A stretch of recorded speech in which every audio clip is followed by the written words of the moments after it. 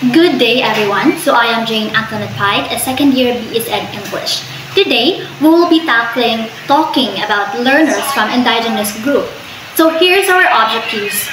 And at the end of the lesson, students will be able to first define indigenous group, their ancestral ties, and the etymology of the term indigenous, to understand their cultural and historical context. And then, second, identify the major indigenous group in the Philippines, their geographic distribution and cultural characteristics, including tradition and languages.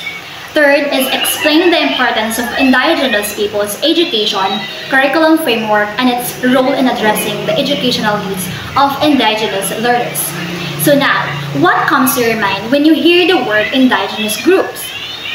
Okay, indigenous groups preserve unique traditions and deep ties to their ancestral lands, forming the core of their identity and culture. And indigenous people communities can be found in the interior of Luzon, Mindanao, and some islands of Visayas. Now, what is indigenous group? The term indigenous comes from the Latin word indigena, meaning native or sprung from the land, emphasizing the indigenous group as their original inhabitants, rooted in Indo, which is within, and Jigmir is to produce. It reflects their profound connection to their lands, shaping their identity and culture over generations. So there are different indigenous groups in the country, according to the United Nations Development Program.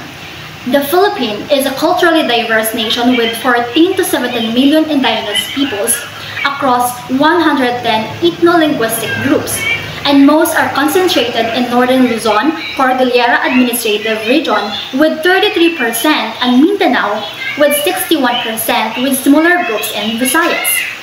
Now we have the first group, Igorot, or the Cordillera peoples. Igorot means mountain people, and they are composed of 8 ethno-linguistic groups known for their rich cultural heritage, and they practice terrace farming and traditional craft while preserving their identity, values, and community-centered way of life, even amidst of modernization.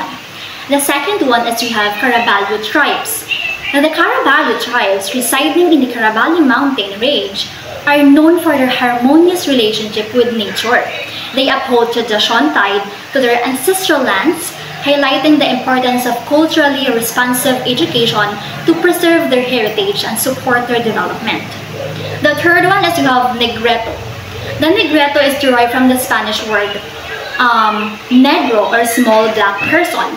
It refers to some of the earliest indigenous tribes in the Philippines and known for their dark skin, short stature, and curly hair, and they are predominantly found in central Luzon and have faced displacement and discrimination.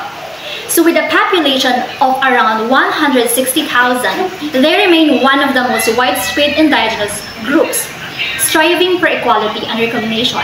So inclusive education is crucial for preserving their identity and promoting understanding of their unique culture.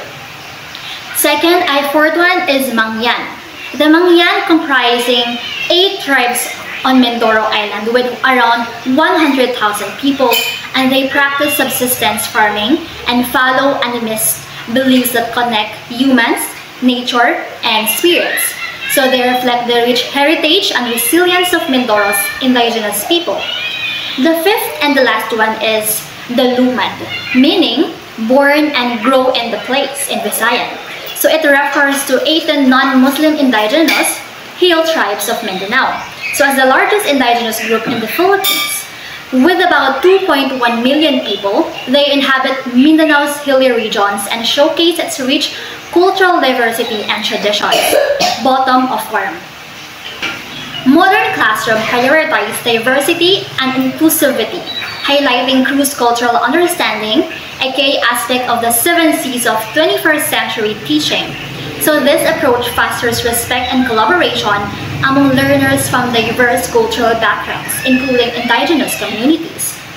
And now, the Republic Act of 8371, Indigenous People Rights Act of 1997, this law upholds and promotes the rights of indigenous people, including their rights to ancestral domains, self-governance, and justice, and access to education.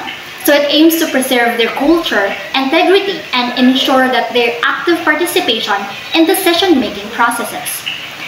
Indigenous people remain among the most vulnerable sectors of society. They experience limited access to basic social services, restricted opportunities to participate in the mainstream economy, and continued marginalization in social, economic, and political spheres.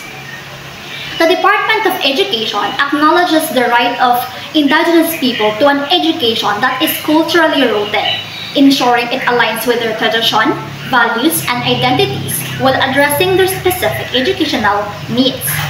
Now, DepEd Order Number 32 Series of 2015 is adopting Indigenous Peoples Education Curriculum Framework. So this framework was developed to integrate Indigenous Peoples education into the K-12 curriculum. So it guides schools in localizing and indigenizing the curriculum to reflect the distinct cultural context and learning needs of Indigenous people communities. So it promotes inclusivity and recognizes Indigenous knowledge, system, and practices as integral components of basic education.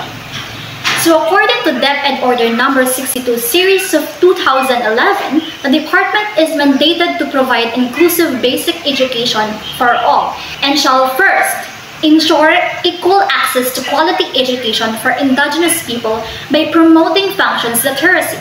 Second, incorporating Indigenous knowledge. Third, provide culturally relevant resources. And the next, training teachers to train teachers, and then managing programs effectively, and then fostering partnership and eliminating discrimination in education. So this is mandated to provide inclusive basic education for all, especially Indigenous people. Now, learners from Indigenous group bring a rich culture heritage and resilience that greatly enhance education. Through inclusive and culturally rooted approaches, as outlined in the Republic Act 8371 and the Indigenous People Education Curriculum Framework, we ensure that these learners are respected and empowered. By integrating their knowledge, practices, and values, we foster equity, understanding, and collaboration. So as educators, it is our responsibility to uphold the rights, promote diversity, and create classrooms where all learners can strive and contribute to an inclusive society. That will end my part. Thank you.